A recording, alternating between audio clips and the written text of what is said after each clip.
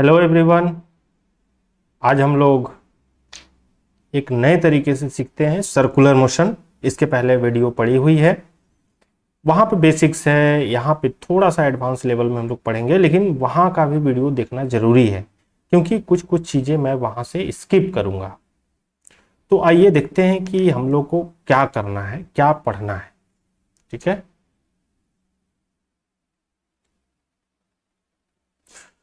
तो आप लोग यहाँ पे देख पा रहे होंगे कि क्वेश्चंस हैं। ये मैंने सर्वे करा था, लोगों से पूछा था मैंने, तो बहुत सारे लोगों ने ये आंसर दिए। जैसे अगर एक कोई रोटेटिंग फ्रेम है, रोटेटिंग फ्रेम यहाँ पे मेरे लिए अभी फ़िलहाल अर्थ और सन सिस्टम है। जैसे अगर हम लोग कंसीडर करते हैं ये एक्स एक्सिस और वाई एक्सिस, ये एक्स एक्सिस वाई एक्सिस, यहाँ पे हम सन को अगर मान लेते हैं और अर्थ जो है इसके चारों ओर अगर घूम रहा है, अर्थ जो है इसके चारों ओर घूम रहा है, ये मेरा अर्थ का पाथ है, इस पाथ पे अर्थ घूम रहा है। तो अर्थ अभी यहाँ पे है फिलहाल, ऐसा हम लोग मान रहे हैं। तो अगर हम सन के फ्रेम में है, सन का फ्रेम का मतलब हम सन पे अगर बैठ जाते हैं सन के फ्रेम में, तो थोड़ा देर बाद अगर एक्सिस देखेंगे तो सन के साथ अर्थ ऐसे पूरा ये सिस्टम जो है रोटेट हो रहा है। फिलहाल अभी इस लाइन पे है, लेकिन थोड़ी देर बाद सन जो है, सन के चारों ओर अर्थ ऐसे घूमते घूमते इधर आ जाएगा और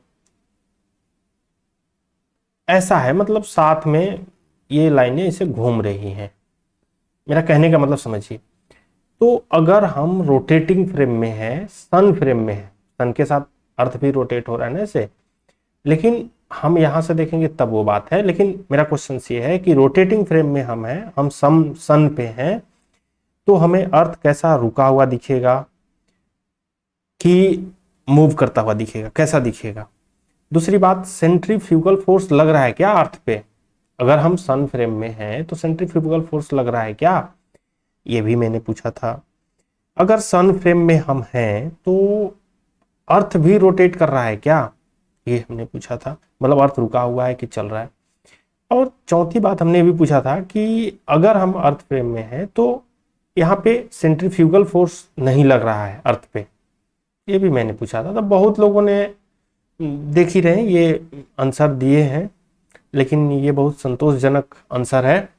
मैं सेटिस्फाइड नहीं हूँ। अधिकतर लोग इसको गलती किए हैं, कुछ लोग सही भी किए हैं। ये क्वेश्चंस है। अब आते हैं दूसरे क्वेश्चंस पे। दूसरा क्वेश्चंस ये भी बहुत इंटरेस्टिंग है, कंसेप्चुअल क्वेश्चंस हैं ये सारे। फिर से एक अर्थ सन सिस्टम को हम लोग कंसीडर करते हैं। ये सर्कुलर ऑर्बिट है और इसमें भी यहाँ पे सन है और इधर अर्थ है। ठीक है, आप इसके साइज से कंपेयर नहीं करना है, सन ऑब्वियसली बड़ा होगा अर्थ से। तो since the gravitation force is balanced by centrifugal force, यहाँ पे बाई हम लोग लिख देंगे, by the centrifugal force. Centrifugal force से ये बैलेंस हो रहा है। तो अर्थ इस सर्कल में घूमने के लिए कंटिन्यू है, इसके तरफ नहीं जा रहा है। एक ग्रेविटेशन फोर्स लग रहा है Fg, और ये कह रहा है क्वेश्चन में कि इसमें इधर लग रहा है क्या, सेंट्रीफ्यूगल फोर्स इस डायरेक्शन में, तो इसीलिए जो है ये घूम नहीं रहा है। तो हमने ये पूछा था, तो इसमें भी बहुत सारे लोग बताए ये करेक्ट आंसर है, ये रॉन्ग स्टेटमेंट है, स्टेटमेंट गलत है कि सही, इसके बारे में बताना था। तो इसका आंसर जानने के लिए हमें बहुत सारी चीज़ें जाननी पड़ेंगी। Inertial frame, non inertial frame, rotating के लिए इनर्शियल नॉन इनर्शियल, तो ये सब चीज़ें हमें जाननी चाहिए। तो अब जाके हम लोग कुछ सही से आंसर इसका कर पाएंगे। कुछ कुछ गलतियां हैं, ये स्टेटमेंट मेरे हिसाब से गलत है। कैसे गलत है अभी हम लोग पढ़ेंगे तो ये चीज़ें सीख जाएंगे आप लोग। इसमें भी कुछ सही है कुछ गलत है, तो मिसअंडरस्टैंडिंग है लोगों को। तो जब हम लोग ये आज का कोर्स पढ़ेंगे तो इसमें सारी चीज़ें हम लोग सीख जाएंगे। आइए हम लोग नेक्स्ट क्वेश्चन तरफ चलते हैं। और नेक्स्ट क्वेश्चन ये है कि एक, आप देख रहे हैं, आप पढ़ भी पाएंगे इसको, कि एक ये रॉड है और इस रॉड में एक ये रॉड लगा हुआ है एल लेंथ का, ये एक्सिस है, एक्सिस ऑफ रोटेशन, इसके अबाउट रोटेट हो रहा है ये एल लेंथ का रॉड। अब इसके एंड पॉइंट पे एक एम मास का एल लेंथ वाला रस्सी में ये भी बांधा हुआ है। तो ये थीटा एंगल डेविएट हो गया, थीटा एंगल डेविएट हो गया है। तो हमें ये पता करना है कि इसका एंगुलर स्पीड कितना है, ये ओमेगा का वैल्यू हमें फाइंड करना है। ये भी एक इंटरेस्टिंग क्वेश्चन है, बहुत इंटरेस्टिंग है ये क्वेश्चंस। तो नेक्स्ट क्वेश्चन पे आते हैं हम लोग। और नेक्स्ट क्वेश्चन क्या है कि एक हमारे पास स्मूथ टेबल है जो कि हॉरिजॉन्टल टेबल पे रखा हुआ है, स्मूथ टेबल है, हॉरिजॉन्टल टेबल।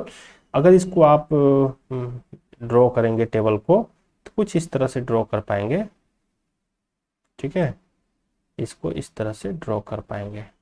ये देखिए मेरा टेबल है, ऐसा हमने कहा है, ये हॉरिजॉन्टल टेबल है, ठीक है, ये टेबल है। और ये टेबल घूम भी सकता है, टेबल घूम भी सकता है। तो मैं कहूँगा कि ये एक्सिस है इसका, और इसके अबाउट ये गोल गोल घूम सकता है, ये स्मूथ है। और हमने क्या किया कि इसमें एक गड्ढा बना दिया, ग्रूव बना दिया, ये गड्ढा है और ये गड्ढा भी, ये भी स्मूथ है। अब हमने क्या किया कि एक एम मास का पार्टिकल को इस गड्ढे में डाल दिया, ये ओमेगा स्पीड से रोटेट हो रहा है, और एम मास का पार्टिकल को मैंने डाल दिया, ये एल लेंथ है इसका रेडियस, ठीक है, ये इसका रेडियस आर है। जब एल हो जाएगा तो स्पीड कितनी होगी इसकी, find the speed of particle as its displacement from the centre become L. अब इस पे रख देंगे तो ऐसे तो शांति से रहेगा नहीं, ये इधर जाना चाहेगा, इधर जाना चाहेगा। तो मान लेते हैं कि जब एल डिस्टेंस पे आ जाएगा तो कितना स्पीड होगा इस पार्टिकल का। ये भी बहुत इंटरेस्टिंग क्वेश्चन है, इसको अगर हमें जानना है तो कुछ कुछ चीज़ें हैं, बेसिक चीज़ें हैं जो हमें जाननी चाहिए। तो ये भी एक ऑब्जेक्टिव क्वेश्चन है। मेरे पास 3 कार हैं और एक जैसे हैं, ABCD 3 कार हैं, सेम स्पीड से ब्रिज पे चढ़ रहे हैं, ठीक है, प्लेन अलग अलग है, कोई कनकेव है, कोई कन्वेक्स है। तो अलग अलग ब्रिज पे जो नॉर्मल रिएक्शन फोर्स होंगे वो कितने होंगे, ये हमें जानना है। तो ये तो चलिए आज का एजेंडा है कि इतने सारे प्रॉब्लम हैं, या इससे और सिमिलर प्रॉब्लम बहुत सारे हैं। तो ये सब प्रॉब्लम का आंसर कैसे दिया जाए, तो इसका सिंपल सा उपाय है, हम लोगों को पढ़ना पड़ेगा। हम तो यहाँ पे हैं पढ़ाने के लिए। अगर आप इन सारी चीज़ों को पढ़ेंगे, इंट्रोडक्शन भी हम लोग देखेंगे, फिर एंगुलर एक्सेलरेशन क्या होता है ये देखेंगे, फिर इसके बाद हम लोग सेंट्रीफ्यूगल फोर्स, सेंट्रीपिटल फोर्स, साथ साथ एक्सेलरेशन भी देखेंगे, सेंट्रीफ्यूगल एक्सेलरेशन, सेंट्रीपिटल एक्सेलरेशन। तो फिर न्यूमेरिकल हम लोग कर पाएंगे और जो भी प्रॉब्लम है वो भी हम लोग सॉल्व कर पाएंगे, अगर इतना सारा कुछ पढ़ेंगे तो आइए हम लोग एक एक करके समझने की कोशिश करते हैं, ठीक है। तो सबसे पहले हम लोग समझते हैं कि एंगुलर वेलोसिटी क्या होता है, ठीक है। तो एंगुलर वेलोसिटी हम लोग समझने की कोशिश करेंगे। एंगुलर वेलोसिटी समझने के लिए हमें कुछ ड्रॉ करना पड़ेगा, भी हम लोग ड्रॉ कर लेते हैं और फिर देख लेंगे, ठीक है। ये पता नहीं 3 बार से ज़्यादा ड्रॉ नहीं होता है, ये मेरे लगता है कि मेरे पास पेड वर्जन नहीं है, इसलिए कोई बात नहीं, मैं अपने हाथ से ही कर देता हूँ। कोई पार्टिकल जो है ऐसे सर्कल में गोल गोल घूम रहा है, ये इसके एक्स एक्सिस वाई एक्सिस है, ये एक्स एक्सिस वाई एक्सिस। उतना सही से नहीं बना क्या? कोई बात नहीं,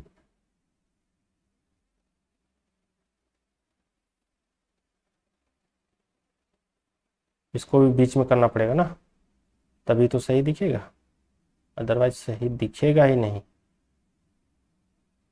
ठीक है। केवल वही सिलेक्ट होता है। ये तो गजब हो गया, हमें इसको भी सिलेक्ट करना है भाई, सेंटर में आ जाओ। ठीक है, तो इस तरह से हमने सेलेक्ट कर लिया और इसका सेंटर वो है, कोई पार्टिकल इसमें ऐसे गोल गोल घूम रहा है, कोई पार्टिकल ऐसे गोल गोल घूम रहा है। इस समय इसका कोऑर्डिनेट x, y है और ये ओरिजिन है और t इक्वल टू 0 पे पार्टिकल यहाँ पे था x एक्सिस पे और t इक्वल टू t पे यहाँ पे पहुंच गया है। तो अभी का जो इसका पोजीशन वेक्टर है वो क्या है, इसको हम लोग r वेक्टर कह रहे हैं। और इसको अगर ध्यान से देखेंगे तो r वेक्टर को हम लोग लिख देते हैं r vector equal to xi plus yj। ये पार्टिकल का पोजीशन वेक्टर है, फिलहाल ये थीटा एंगल बना चुका है और जैसे जैसे टाइम बीतेगा ये पार्टिकल आगे बढ़ता जाएगा, गोल गोल घूमता रहेगा। तो यूनिट टाइम में कितना एंगल चेंज किया ये, उसी को हम लोग एंगुलर वेलोसिटी कहते हैं। ठीक है, तो हम लोग लिख सकते हैं एंगुलर वेलोसिटी को नोटेशन में हम लोग ओमेगा लिखते हैं और omega equal to D theta by D T.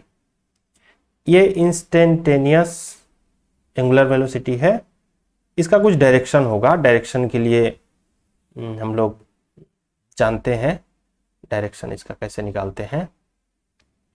बहुत सिंपल है, डायरेक्शन में क्या करना है कि जब पार्टिकल ऐसे घूम रहा हो तो उसके जिधर डायरेक्शन में घूम रहा है ना उसी तरफ ऐसे फिंगर को ऐसे करना है और ऐसे जो करेंगे जिधर घूम रहा है और जो थंब का डायरेक्शन देगा वही होगा, ये राइट हैंड से करना है।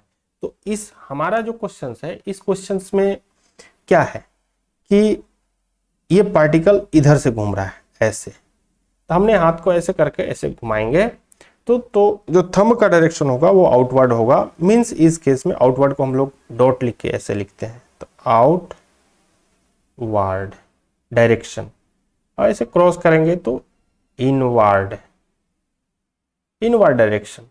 तो हमारा केस में यहाँ एन कैप जो है वो आउटवर्ड है, आप चेक कर सकते हैं, एंटी क्लॉक में आउटवर्ड होता है और क्लॉकवाइज में इनवर्ड।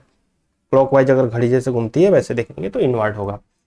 ये इंस्टेंटेनियस है, इसके पहले हम लोग को एवरेज पढ़ना होता है, तो एवरेज के लिए सिंपल वही है delta theta by delta T.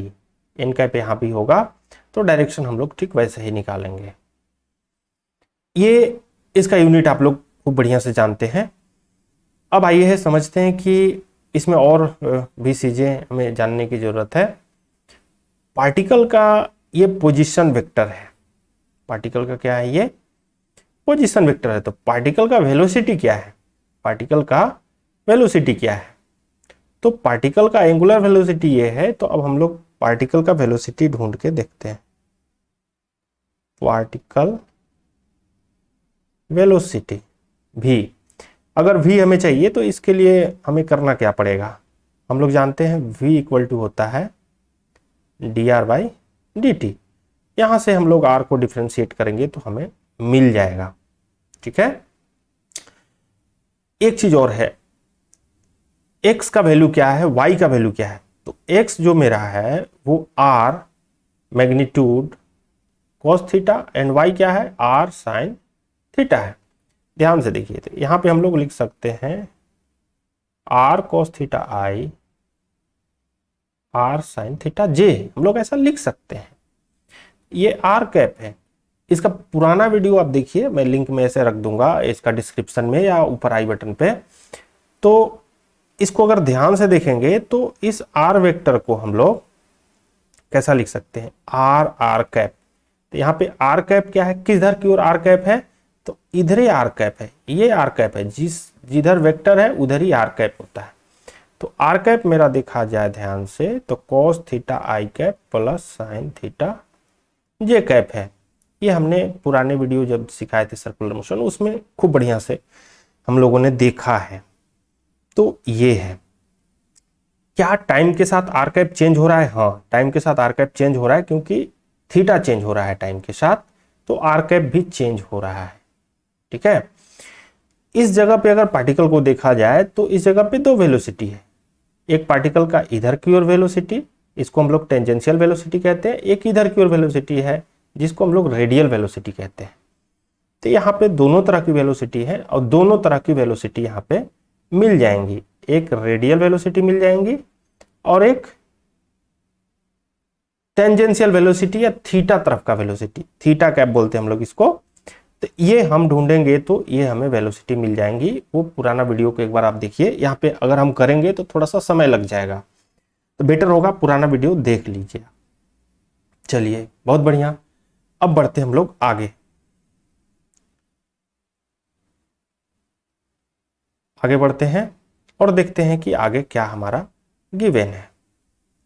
Good, ये एंगुलर वेलोसिटी की हमारी बात थी, हम लोगों ने ये देख लिया। ठीक है, नेक्स्ट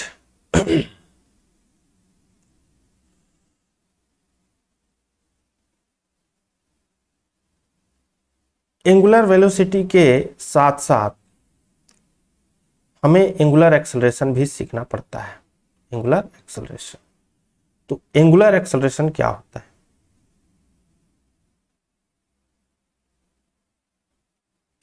एंगुलर एक्सेलरेशन को हम लोग अल्फा कहते हैं। ये एंगुलर एक्सेलरेशन है। लीनियर एक्सेलरेशन क्या था? लीनियर एक्सेलरेशन को हम लोग ए कहते थे। लीनियर एक्सेलरेशन हम लोग को कैसे मिला था? वेलोसिटी का डेरिवेटिव, ये लीनियर एक्सेलरेशन होता है, वेलोसिटी का डेरिवेटिव। उसी तरह से एंगुलर एक्सेलरेशन क्या होगा? एंगुलर वेलोसिटी का डेरिवेटिव को हम लोग एंगुलर एक्सेलरेशन कहेंगे। याद कीजिए हम लोगों ने बहुत सारा फार्मूला भी पढ़ा है और फार्मूला जानते होंगे। इसमें ये फाइनल वेलोसिटी, ये इनिशियल वेलोसिटी, ये एक्सेलरेशन, ये डिस्प्लेसमेंट, ये टाइम, इस सब के बीच फार्मूला हम लोगों ने 4-5 फार्मूले देखे। v equal to U plus A T, जो फाइनल वेलोसिटी है। अब यहाँ पे एक और देखे थे, v square equal to U square 2as, and तीसरा फार्मूला हम लोगों ने देखा था s equal to U T plus half A T square, and चौथा हम लोगों ने देखे थे, इतना ही है, 3 ही फार्मूला है ना, चौथे फार्मूले नहीं है, 3 फार्मूले हैं। उसी तरह से यहां भी सारे फार्मूले वैसे ही होंगे। जैसे ओमेगा आई को हम लोग इनिशियल वेलोसिटी कहेंगे, इसको हम लोग कहते हैं इनिशियल एंगुलर वेलोसिटी, ठीक है। और ओमेगा फाइनल लिखेंगे तो फाइनल एंगुलर वेलोसिटी। अभी तो हम लोगों ने सीखा एंगुलर एक्सेलरेशन है ये, और यहाँ पे डिस्प्लेसमेंट, एंगुलर डिस्प्लेसमेंट होगा टाइम। इस सब के बीच भी रिलेशन वैसा ही है, final angular velocity equal to initial angular velocity plus alpha T. Final angular velocity equal to initial angular velocity plus 2 alpha into theta. इसी तरह theta equal to initial angular velocity plus time into half alpha T square. ये सब relations हैं, आप लोग ये वाला पढ़ लीजिएगा, काइनेटिक्स पोर्शन मैंने पढ़ाया था, वहां पे ये बताया हूं एक दूसरे का रिलेशन है। चलिए बहुत बढ़िया बात, आगे बढ़ते हैं हम लोग, ठीक है। अब हम लोग आगे बढ़ते हैं, थोड़ा सा और भी कुछ नया सीखने का कोशिश करते हैं। चलिए ये भी ठीक है। तो ये सारी बात थी एंगुलर वेलोसिटी, एंगुलर एक्सेलरेशन। अब हम लोग आते हैं, अगर पार्टिकल जो है गोल गोल घूम रहा है लेकिन यूनिफॉर्म मोशन में नहीं है, उसका ओमेगा चेंज हो रहा है टाइम के साथ, या चेंज नहीं भी हो सकता है। तो एक चीज आप ध्यान से देखिए, ये पार्टिकल है गोल गोल घूम रहा है, इसमें ये X axis, Y axis, X axis and Y axis, इस ओ के अबाउट पार्टिकल गोल गोल घूम रहा है। किसी टाइम पे यहाँ पे है पार्टिकल, और इसकी पोजीशन वेक्टर ये है जो कि हम लोगों ने देखा था, r equal to R cos theta I R sine theta J, जो कि हम लोग इसी को लिख दिए थे आर कैप, जहां पे आर कैप की वैल्यू थी कॉस थीटा आई प्लस साइन थीटा जे। ये हम लोग इतना जानते थे। इससे वेलोसिटी हम लोग निकालेंगे तो हम लोग क्या करेंगे, D R by D T निकालेंगे। dr/dt इसको डिफ्रेंशिएट करेंगे तो यहाँ पे हमें दो तरह की वेलोसिटी मिलेगी, एक टेंजेंशियल वेलोसिटी जिसको हम लोग थीटा कैप कहेंगे, प्लस रेडियल वेलोसिटी जिसको हम लोग आर कैप कहेंगे। ये दोनों वैल्यू मिलेंगी, हम लोगों ने पढ़ा है ये, आप वहाँ वीडियो देख लीजिए। इसी तरह अगर एक्सेलरेशन निकालेंगे हम लोग इस पार्टिकल का तो dv/dt करना पड़ेगा, और इसे करेंगे तो हमें दो तरह का एक्सेलरेशन मिलेगा, एक रेडियल एक्सेलरेशन और एक टेंजेंशियल एक्सेलरेशन या थीटा डायरेक्शन का एक्सेलरेशन। तो ये हमें एक्सेलरेशन मिलेगा अगर हम लोग इसे डिफ्रेंशिएट करेंगे तो यहाँ पे थीटा कैप भी मिल जाएगा आपको, आर थीटा का डेरिवेटिव ये मिलता है थीटा कैप। चलिए बहुत बढ़िया, तो इसमें देख लेते हैं कि आर रेडियल कंपोनेंट क्या है। तो रेडियल कंपोनेंट मेरा होता है -ω²r, और टेंजेंशियल कंपोनेंट इसी को हम लोग थीटा कंपोनेंट कहते हैं, और ये मेरा हमेशा होता है dv/dt, ये है, ठीक है।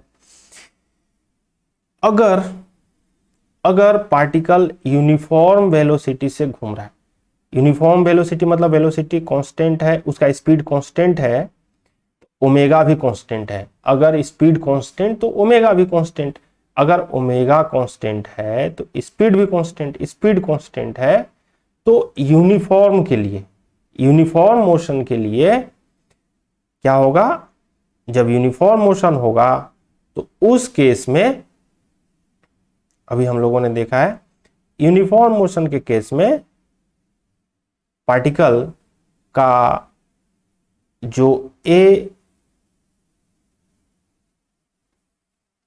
पार्टिकल का ए थीटा या ए टी टेंजेंशियल कंपोनेंट है, जीरो हो जाएगा। कब, जब यूनिफॉर्म मोशन है तब, uniform motion, uniform circular motion, uniform circular motion है तो टेंजेंशियल और थीटा कंपोनेंट क्या हो जाएंगे, वो जीरो हो जाएंगे, और रेडियल कंपोनेंट लेकिन रहेगा। रेडियल कंपोनेंट मेरा है ω²r, ये रहेगा। लेकिन नॉन यूनिफॉर्म होगा तो दोनों कंपोनेंट होंगे। ये यूनिफॉर्म के केस में है, यूनिफॉर्म सर्कुलर मोशन है तो केवल और केवल रेडियल कंपोनेंट होगा, और नॉन यूनिफॉर्म अगर रहेगा, नॉन यूनिफॉर्म मोशन, तो थीटा कंपोनेंट भी रहेगा और रेडियल कंपोनेंट तो मेरा वही रहेगा, एंड थीटा कंपोनेंट dv/dt।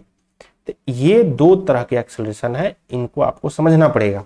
इसमें हम लोग एक फोटो ड्रॉ करेंगे और उसमें देखेंगे कि कौन सा है रेडियल और कौन सा है थीटा वाला, ठीक है। तो आइए हम लोग फोटो ड्रॉ करते हैं और देखते हैं कि रेडियल कौन सा है और थीटा कंपोनेंट कौन सा है। जैसे कोई पार्टिकल अगर गोल गोल घूम रहा है, ये है इसका पाथ है और इसमें ये पार्टिकल है, तो इस टाइम पे इसमें दो तरह की वेलोसिटी है, दो तरह की वेलोसिटी है, इधर रेडियल कंपोनेंट, इधर थीटा वाला। एक्सेलरेशन भी दो तरह की है, एक्सेलरेशन भी दो तरह की, तो रेडियल एक्सेलरेशन भी इधर है और इधर टेंजेंशियल या थीटा वाला इधर की ओर है, जिधर मैंने एरो बनाया है। और इसकी जो आर वेक्टर है ना, वो ये है पोजीशन वेक्टर, आर के अलोंग ही होता है रेडियल कंपोनेंट, चाहे वो वेलोसिटी का हो चाहे एक्सेलरेशन का, और थीटा कंपोनेंट तो 90 डिग्री पे हमेशा होगा। तो ये इसके दोनों एक्सेलरेशन है, किसी भी टाइम पे आप इसका टेंजेंशियल और रेडियल एक्सेलरेशन का वैल्यू देख सकते हैं। यहां पे ध्यान देने की बात है, हम लोगों ने देखा कि आर कैप किधर है, R cap towards R vector के लॉन्ग है, लेकिन हम लोग देख रहे हैं कि ए आर किधर है, तो -ω²r आर कैप, मतलब जो रेडियल कंपोनेंट है वो आर वेक्टर के ठीक उल्टा डायरेक्शन में है। ये माइनस क्या बता रहा है, आर वेक्टर के उल्टा डायरेक्शन में, मींस ए आर वेक्टर जो है इधर है। तो एक बार आइए फिर से ड्रॉ कर लेते हैं हम लोग। तो इस जगह पे ये मेरा हो गया ए आर कंपोनेंट और थीटा कंपोनेंट इधर ही रहेगा। तो AR कंपोनेंट हमेशा टुवार्ड्स सेंटर की ओर होता है, टुवार्ड्स सेंटर, टुवार्ड्स सेंटर की ओर है रेडियल एक्सेलरेशन, इसीलिए इसका नाम है सेंट्रीपिटल एक्सेलरेशन, सेंट्रीपिटल एक्सेलरेशन। याद रखना है सेंट्रीपिटल एक्सेलरेशन है, सेंट्रीफ्यूगल नहीं है। ये एक्सेलरेशन का नाम है सेंट्रीपिटल एक्सेलरेशन, सेंट्रीफ्यूगल एक्सेलरेशन अगर आप बोलेंगे तो ये गलत हो जाएगा। सेंट्रीपिटल एक्सेलरेशन टुवार्ड सेंटर है, इसलिए इसका नाम है सेंट्रीपिटल एक्सेलरेशन। तो सेंट्रीफ्यूगल एक्सेलरेशन क्या होता है वो भी हम लोग जानेंगे। ठीक है, यहां तक बात क्लियर है? यहां तक अगर क्लियर है तो हमें थोड़ा सा आगे और पढ़ना पड़ेगा। ये सेंट्रीपिटल एक्सेलरेशन है क्योंकि सेंटर की ओर होता है ये, इसको ध्यान रखिएगा। जिस जगह पे होगा पार्टिकल उसी जगह पे सेंटर की ओर होगा। अगर पार्टिकल यहां पे है तो AR हमेशा सेंटर की ओर होगा, इधर होगा, चाहे कहीं भी हो, यहां पे हो तब भी AR इधर ही होगा। ये थी हमारी बातें। आइए हम लोग पढ़ते हैं अब सेंट्रीपिटल एक्सेलरेशन। तो अभी हम लोगों ने देख ही लिया कि सेंट्रीपिटल एक्सेलरेशन क्या होता है, तो फ्रेम से इसका क्या ताल्लुक है वो हम लोग को बहुत अच्छे से समझना पड़ेगा, नहीं तो हम लोग बार बार गलती करेंगे। तो आ जाइए हम लोग ये देखते हैं कि फ्रेम से इसका क्या ताल्लुक है। चलिए बहुत बढ़िया, थोड़ा सा समझने की कोशिश करते हैं, बहुत मजा आएगा। अगर इनर्शियल फ्रेम है तो वहां पे हमेशा हम लोग सेंट्रीपिटल एक्सेलरेशन ही डिफाइन करते हैं। सेंट्रीपिटल एक्सेलरेशन इनर्शियल फ्रेम में होता है। जैसे कोई पार्टिकल गोल गोल घूम रहा है, यहां देखिए गोल गोल घूम रहा है ना, ये नहीं, इससे अच्छा एग्जांपल हम लोग लेते हैं। मान लेते हैं एक ऐसे कोई पार्टिकल गोल गोल घूम रहा है टेबल पे, टेबल ही घूम रहा है ऐसे, ये टेबल पे कोई चीज गोल गोल घूम रहा है, यही है, ऐसे हम लोग देख रहे हैं, वर्टिकल है, वर्टिकल डायरेक्शन में हम लोग समझने की कोशिश कर रहे हैं। तो टेबल पे जब ये घूम रहा है ऐसे, ये घूम रहा है मतलब हम कहां से बोल रहे हैं, हम इधर टेबल के बगल में खड़ा है, टेबल के बगल में खड़ा है, हम यहां से देख रहे हैं ना, ये ग्राउंड से हम देख रहे हैं। ग्राउंड से देखने पे, ग्राउंड से अगर हम लोग देखेंगे तो ग्राउंड से देखने पे ये घूमता हुआ दिखेगा। तो हम लोग कहां पे हैं, ग्राउंड पे हैं। ग्राउंड कैसा फ्रेम है, इनर्शियल। हम लोग ये मान के चल रहे हैं कि इनर्शियल है, ठीक है, जिसका कोई एक्सेलरेशन नहीं होता है। ग्राउंड पे बैठे हुए ना, कोई एक्सेलरेशन नहीं है, ग्राउंड का कोई एक्सेलरेशन नहीं होता है। वैसा फ्रेम जिसका कोई एक्सेलरेशन नहीं होता है उसी को तो इनर्शियल कहते हैं। तो ये ग्राउंड फ्रेम पे अगर हम हैं तो ये पार्टिकल गोल गोल घूम रहा है, घूम रहा है, ये बात हम तभी बोल पाएंगे जब हम ग्राउंड पे हैं, नहीं तो नहीं बोल पाएंगे। अगर हम इस टेबल पे बैठ जाएं, इसी पे अगर हम बैठ जाएं तो हम कहेंगे कि हम घूम ही नहीं रहे हैं। अगर मान लो इसी टेबल पे बैठ जाओ तो क्या लगेगा कि हम घूम रहे हैं, नहीं घूम रहे हैं, हम तो रुके हुए लगेंगे। अगल बगल कोई भी चीज देखेंगे तो हमें रुका हुआ दिखेगा। टेबल पे कोई भी चीज हमें क्या दिखेगा, रुका हुआ, लेकिन असल में तो वो गोल गोल घूम रहा है। तो इनर्शियल फ्रेम यानी कि जब हम नीचे हैं तो उस समय सेंट्रीपिटल एक्सेलरेशन होता है जो कि सेंटर की ओर होता है। तो AR होगा सेंटर की ओर और इसकी वैल्यू होती है -ω²R R कैप, या हम लिख सकते हैं सेंट्रीपिटल एक्सेलरेशन का वैल्यू ω²R, यहां पे लिखना पड़ेगा टुवार्ड्स सेंटर, या तो वेक्टर फॉर्म में लिखेंगे तो ऐसा लिखना पड़ेगा, माइनस देना पड़ेगा, या वेक्टर लिखना पड़ेगा। अगर वेक्टर नहीं लिखेंगे हम लोग तो हमें लिखना पड़ेगा टुवार्ड्स सेंटर की ओर। अब इसी का नाम है सेंट्रीपिटल एक्सेलरेशन। अब ये हमेशा इनर्शियल फ्रेम में होगा। बात समझ में आई? अगर बात समझ में आ गई, बात अगर समझ में आ गई तो अब समझने की कोशिश करते हैं। फिर से एक सवाल, ये वाला सन है और ये वाला अर्थ है, ठीक है, ये अर्थ है। हम कहीं और जाके देख रहे हैं, यहां पे चले गए, अब यहां से देख रहे हैं हम कहीं, उसमें हम उस पार्ट में नहीं है, अर्थ सन सिस्टम पे हम नहीं है, हम अलग हैं। अर्थ सन सिस्टम से हम अलग हैं तो कोई इनर्शियल फ्रेम में हम हैं। कहाँ है?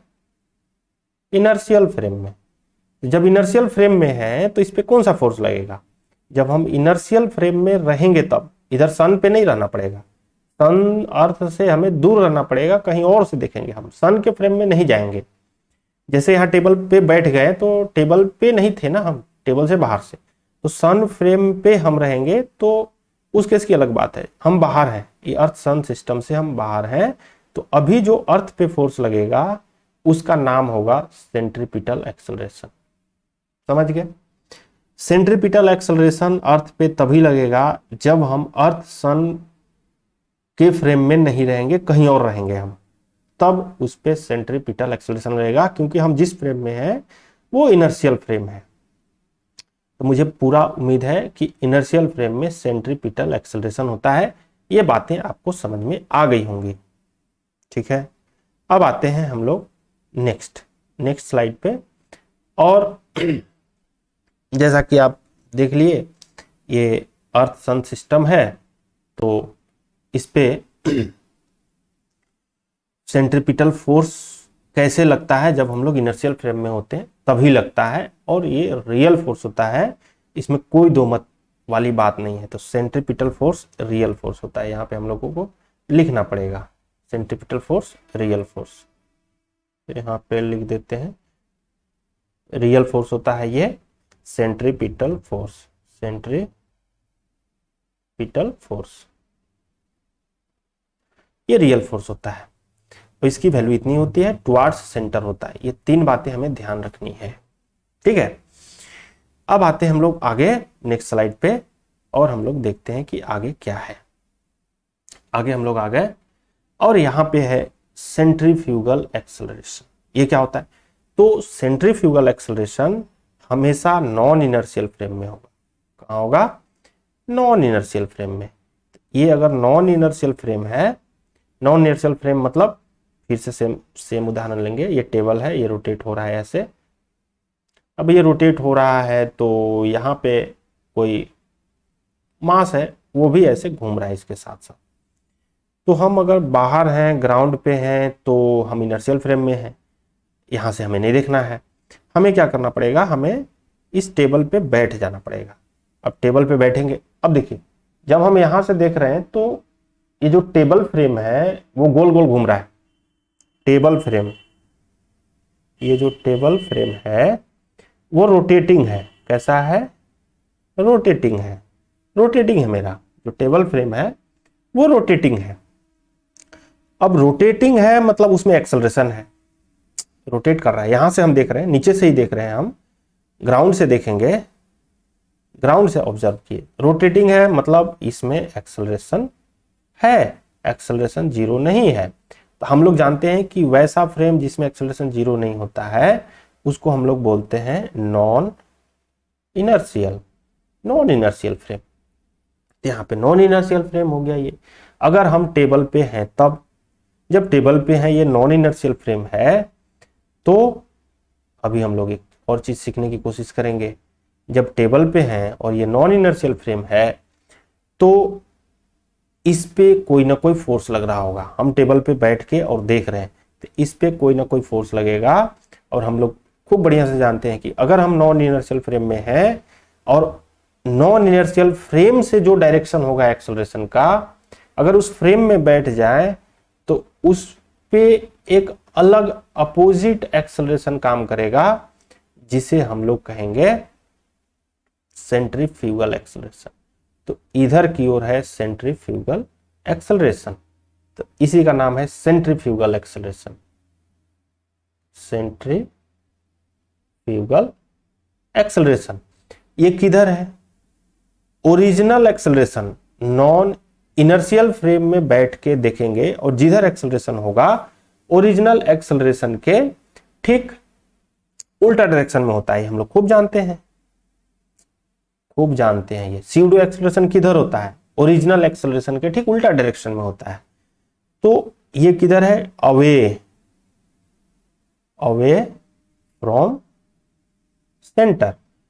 फ्रॉम सेंटर है। और इस सेंट्रीफ्यूगल एक्सेलरेशन का वैल्यू हो गया ओमेगा स्क्वायर आर। अवे है, ठीक है, आर कैप बाहर की ओर है, तो बाहर की ओर इसमें एक्सेलरेशन है। बात समझ में आई? अगर बातें समझ में आ रही है तो आप लाइक कर सकते हैं, इसको सब्सक्राइब कीजिए। देखिए मैं इसलिए नहीं बोल रहा हूं लाइक सब्सक्राइब कीजिए क्योंकि ये सीख पाए, और ये YouTube के एल्गोरिदम होते हैं, तो उससे एल्गोरिदम से YouTube इस वीडियो को प्रमोट करता है। अगर आप लाइक करेंगे सब्सक्राइब करेंगे तभी ये प्रमोट हो पाएगा, अदरवाइज नहीं हो पाएगा, चाहे कितना भी कोशिश कर लें। तो अगर आपको इसको समझने में फ़ायदा है, आप समझ पा रहे हैं मेरी बातों को, तो मुझे लगता है बाकी लोग भी समझ जाएंगे। तो आप इस वीडियो को लाइक कीजिए, सब्सक्राइब कीजिए, ताकि और भी बहुत लोग सीख पाए। बात समझ में आई? एक चीज और है, अगर हम नॉन इनर्शियल फ्रेम में हैं, नॉन इनर्शियल, अगर हम नॉन इनर्शियल फ्रेम में हैं मतलब हम टेबल पे हैं, टेबल पे हैं, तो टेबल पे हैं तो ये जो m मास का पार्टिकल है वो रुका हुआ दिखेगा, रेस्ट में दिखता है। अगर हम रोटेटिंग फ्रेम में ही बैठ जाएं तो वो हमें रुका हुआ दिखेगा। पार्टिकल कैसा दिखेगा? रुका हुआ दिखेगा। पार्टिकल रुका हुआ, पार्टिकल के फ्रेम में है तो हमें रुका हुआ दिखेगा। कोई जरूरी नहीं है, कभी कभी ये जाता हुआ भी दिखेगा, कभी कभी रुका हुआ भी दिख सकता है, नहीं रुका हुआ भी दिख सकता है। तो नॉन इनर्शियल फ्रेम में पार्टिकल मूव भी कर सकता है, नहीं भी मूव कर सकता है, मूव भी हो सकता है, मूव नहीं भी हो सकता है, नहीं भी हो सकता है। ठीक है, मैं दोनों का एग्जांपल बताऊंगा, मूव भी कर सकता है, मूव नहीं भी कर सकता है। नॉन इनर्शियल फ्रेम में अगर हम बैठ के किसी पार्टिकल के बारे में स्टडी करेंगे तो वो पार्टिकल मूव भी कर सकता है, नहीं भी कर सकता है, लेकिन उस पे जो एक्सेलरेशन होगा वो सेंट्रीफ्यूगल एक्सेलरेशन होगा।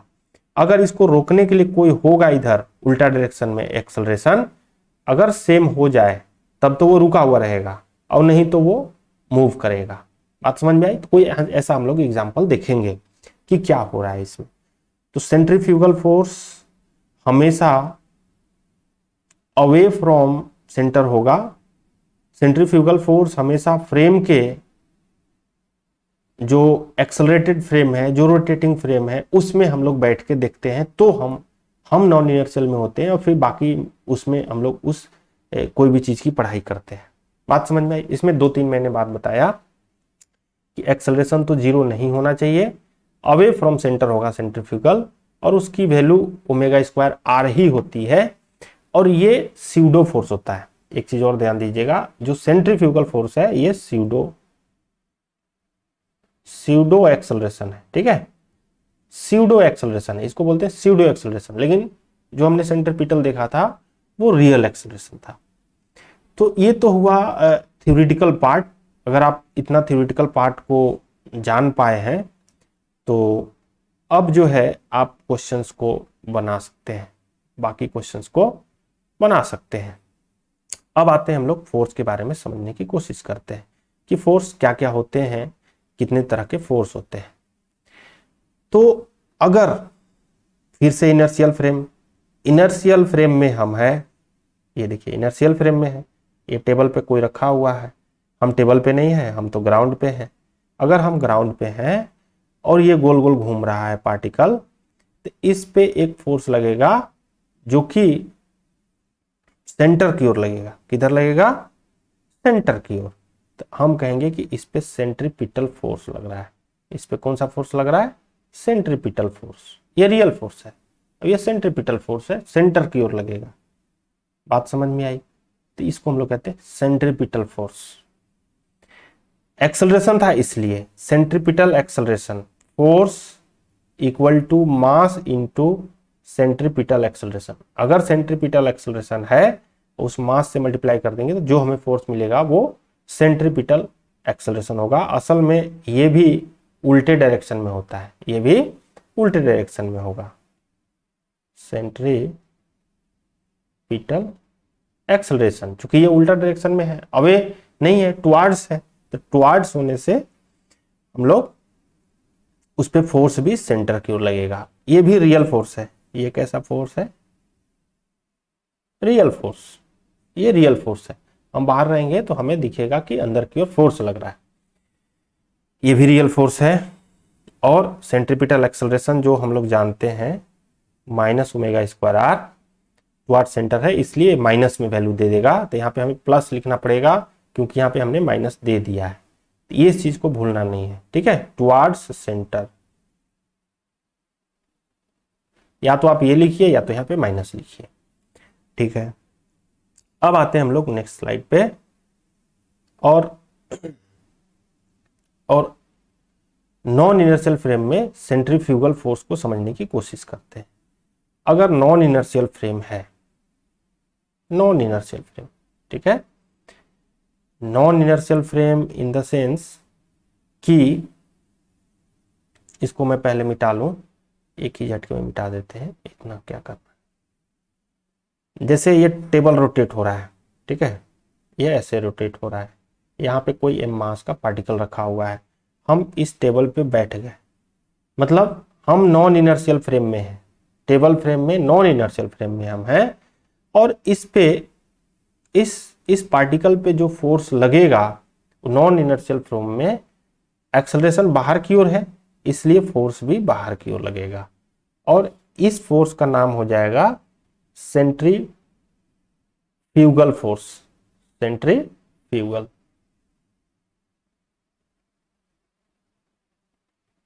सेंट्रीफ्यूगल फोर्स कहेंगे हम लोग, और इसकी वैल्यू भी होती है omega square R away from centre, away from centre. इसलिए सेंट्रीपिटल फोर्स भी अवे फ्रॉम सेंटर है, और ये स्यूडो फोर्स होता है, स्यूडो फोर्स, रियल फोर्स नहीं है, ये अवे फ्रॉम, नॉन इनर्शियल में बैठते हैं तब ये फोर्स लगता है, ठीक है। यहां तक बात क्लियर है? अगर यहां तक बात क्लियर है तो आइए हम लोग कुछ और देखने की कोशिश करते हैं, ठीक है। तो अब हम लोग आते हैं न्यूमेरिकल पे अपना, और न्यूमेरिकल को अब हम लोग सोल्व कर सकते हैं। बात समझ में आई? तो अब हम लोग न्यूमेरिकल को सोल्व कर सकते हैं। तो आ जाइए हम लोग अपने वाले न्यूमेरिकल पे। बहुत सही। तो सवाल ये है कि ध्यान से समझिएगा कि रोटेटिंग फ्रेम है, रोटेटिंग फ्रेम, ये रहा रोटेटिंग फ्रेम, ये पूरे रोटेट हो रहा है, ऐसे पूरा सिस्टम रोटेट हो रहा है, ये सन है और ये अर्थ है। हम कहाँ पे हैं? हम अर्थ फ्रेम में है ना, सन फ्रेम में, सन पे हम बैठ गए। अब बताइए हम कैसा फ्रेम में हैं? तो नॉन इनर्शियल फ्रेम में है। सन फ्रेम मतलब नॉन इनर्शियल फ्रेम, सन का फ्रेम है, इसका मतलब नॉन इनर्शियल फ्रेम, यहां पे लिख देंगे नॉन इनर्शियल फ्रेम। अब नॉन इनर्शियल फ्रेम में हमने क्या बोला था कि जो जिस पे फोर्स लग रहा होगा वो रोटेट भी कर सकता है या रुका हुआ भी रह सकता है। क्योंकि अगर कोई फोर्स लगेगा उस पे उल्टा डायरेक्शन में, तब इस पे कौन सा फोर्स लग रहा है? पहले तो सेंट्रीफ्यूगल फोर्स लग रहा है। देखिए सेंट्रीफ्यूगल फोर्स हमने बताया था कि नॉन इनर्शियल फ्रेम में सेंट्रीफ्यूगल फोर्स लगता है, तो इस पे सेंट्रीफ्यूगल फोर्स लग रहा है और वो बाहर की ओर, सेंट्रीफ्यूगल फोर्स बाहर की ओर स्यूडो फोर्स है, नॉन इनर्शियल फ्रेम में लगता है, इसलिए इसमें सेंट्रीफ्यूगल फोर्स तो अर्थ पे लग रहा है। बिल्कुल सही, ये तो कट गया, ये गलत हो गया। अच्छा, अर्थ इज स्टेशनरी, बिल्कुल सही, क्योंकि इस पे एक और फोर्स लग रहा है, ग्रेविटेशन फोर्स। तो ये ग्रेविटेशन फोर्स इस पे लग रहा है तो दोनों इक्वल हो जा रहा है, नतीजा है कि ये रुका हुआ दिखेगा। बिल्कुल सही स्टेटमेंट है कि रोटेटिंग फ्रेम में, नॉन इनर्शियल फ्रेम में अर्थ जो है रुका हुआ दिखेगा, स्टेशनरी दिखेगा। ये भी बिल्कुल सही स्टेटमेंट है। तो है तो ये रोटेटिंग तो नहीं दिखेगा, ये गलत है। ये दोनों सही थे और ये दो गलत थे, ठीक है। अब आते हैं इस वाले क्वेश्चन को समझने की कोशिश करते हैं। Since the gravitation force is balanced the centrifugal force, तो ये बताइए सेंट्रीफ्यूगल फोर्स क्या होता है? सेंट्रीफ्यूगल फोर्स होता है जब हम सन फ्रेम में रहेंगे तो centrifugal force, the earth continue in circle and does not fall इन। जब हम सन फ्रेम में हैं तो सर्कल की बात कहां आती है? जब हम ग्राउंड पे रहेंगे तब ना हमें दिखेगा कि सर्कल में घूम रहा है। और जब ग्राउंड पे रहेंगे तो सेंट्रीपिटल फोर्स होगा, सेंट्रीपिटल फोर्स होगा। जब ग्राउंड पे रहेंगे तो सेंट्रीपिटल फोर्स अर्थ पे लगेगा और ये गोल गोल घूम रहा होगा। लेकिन जब हम इस सन फ्रेम में रहेंगे तो सेंट्रीफ्यूगल फोर्स लगेगा और ये गोल गोल नहीं घूम रहा होगा, रुका हुआ दिखेगा हमें, गोल गोल तो नहीं घूमता हुआ दिखेगा। तो ये दोनों साथ साथ कैसे आएंगे? आ ही नहीं सकते हैं, ये गलत स्टेटमेंट है। इसका होना चाहिए था कि since the gravitation force is balanced the centrifugal force the earth continue in circle. नहीं, ये हम बोल ही नहीं सकते continue in circle, does not fall in the sun. हम लोग सेंट्रीफ्यूगल फोर्स कर रहे हैं तब तो सर्कल में नहीं घूम रहा है। तो यहां पे हम लोग को कहना पड़ेगा कि since gravitation force is balanced bye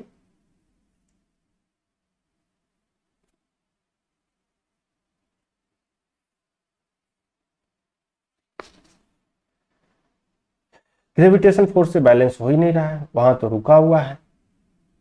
ठीक है, इसलिए हम लोग इस फ्रेम में रहेंगे तो हमें रुका हुआ दिखेगा। ये गलत स्टेटमेंट है। कंटिन्यू इन सर्कल ये गलत स्टेटमेंट है। ठीक है, वो हमें रुका हुआ दिखेगा इसलिए फॉल नहीं हो रहा है। यहां से काट देंगे और लिखेंगे since the gravitation force is balanced by centrifugal force then does not fall, earth does not fall in सन।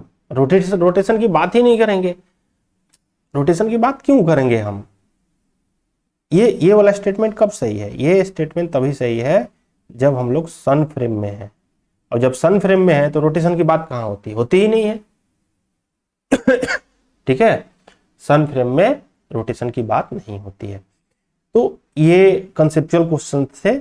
तो कंसेप्ट अगर आप सीख गए हैं तो फिर आप नेक्स्ट क्वेश्चन भी कर पाएंगे। नेक्स्ट क्वेश्चन आइए हम लोग देखने की कोशिश करते हैं।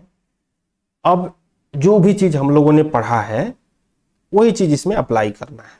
ठीक है, और इसमें अप्लाई करके देखते हैं हमें कौन सा फ्रेम में रहना है। भाई पहले तो ये पता कर लेते हैं कौन सा फ्रेम में रहना है। हम इसमें ग्राउंड पे भी रह सकते हैं और या तो हम लोग रहते हैं इस पे, इस वाले फ्रेम में, रोटेटिंग फ्रेम में।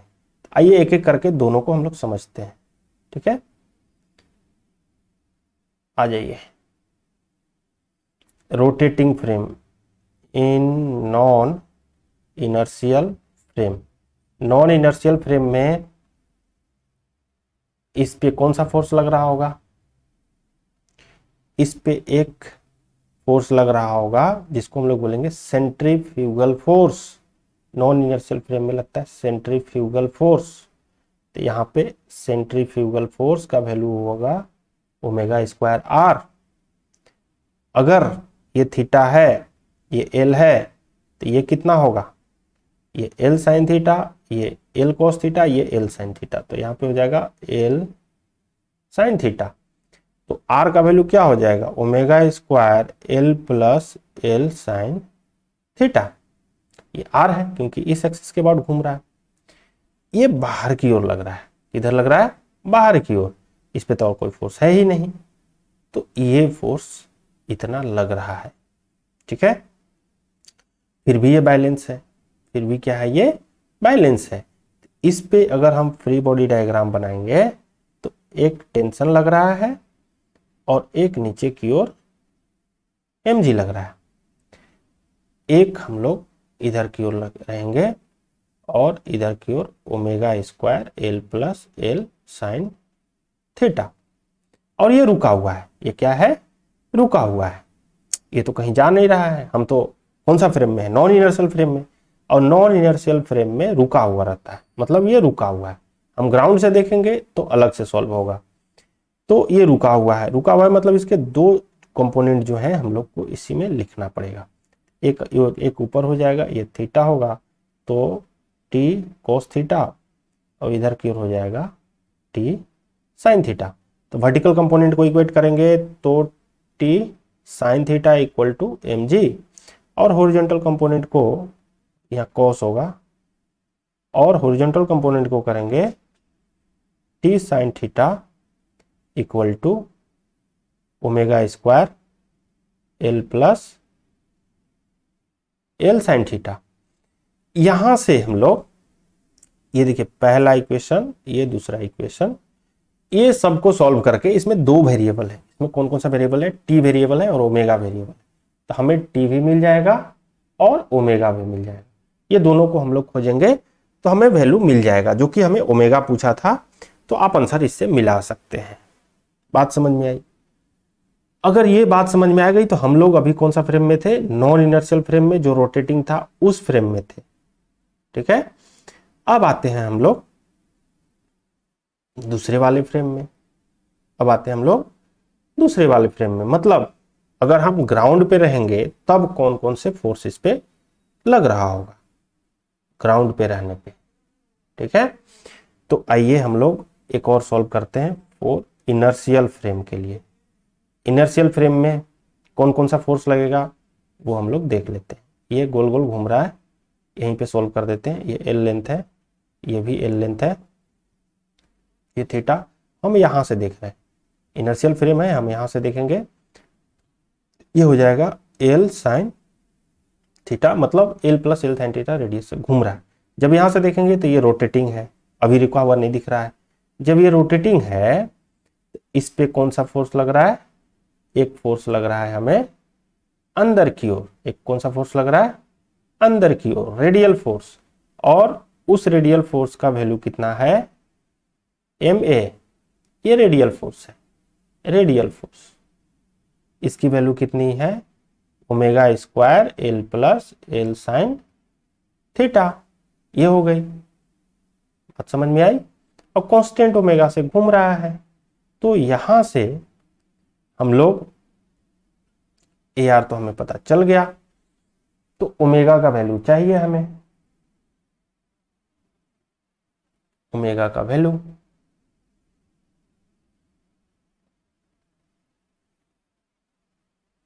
ओमेगा कैसे ढूंढेंगे,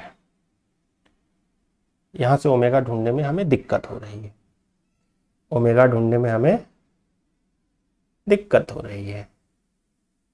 इनर्शियल फ्रेम में रह के हम लोग ओमेगा को ढूंढ नहीं पा रहे, प्रॉब्लम हो रही है, क्या करें। कोई नहीं, यहां पे हम लोग फिर से देखते हैं कि और क्या क्या फोर्स लग रहा होगा इस पे। एक नीचे लग रहा होगा एम जी, एक ऊपर लग रहा होगा टी कॉस थीटा, इधर की ओर लगेगा टी साइन थीटा, इधर की ओर ये भी लग रहा है। दोनों फोर्स इधर ही लग रहे हैं।